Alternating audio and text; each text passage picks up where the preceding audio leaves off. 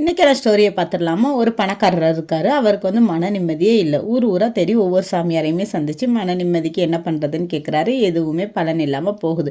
அப்போ ஒரு சின்ன கிராமத்தில் ஒரு துறவி இருக்கார். அந்த துறவியை சந்தித்து இந்த மாதிரி என்கிட்ட நிறைய பணம் இருக்கும், ஆனால் கொஞ்சம் கூட மன நிம்மதி இல்லை, இதுக்கு நான் என்ன பண்ணுறது அப்படின்னு சொல்லிட்டு கேட்குறாரு. உடனே அந்த துறவி சொல்கிறாரு, ஒரு டம்ளரில் வந்து ஒரு டம்ளரில் தண்ணி எடுத்துகிட்டு ஒரு கைப்பிடி அளவுக்கு உப்பெடுத்து அந்த டம்ளரில் கலந்து குடி அப்படின்னு சொல்கிறாரு. அவருமே குடிக்கிறாரு. குடிச்சிட்டு தண்ணி எப்படி இருக்குது அப்படின்னு கேட்டார். ரொம்பவே உப்பாக இருக்குது அப்படின்னு சொல்கிறாரு. திரும்ப மறுபடியும் அதே அளவுக்கு உப்பு எடுத்து பெரிய குளத்துல போட்டுட்டு இப்போ இந்த தண்ணி எடுத்து குடின்னு சொல்கிறாரு. அவருமே குடிக்கிறாரு. குடிச்சிட்டு இந்த தண்ணி எப்படி இருக்குது அப்படின்னு கேட்குறாரு.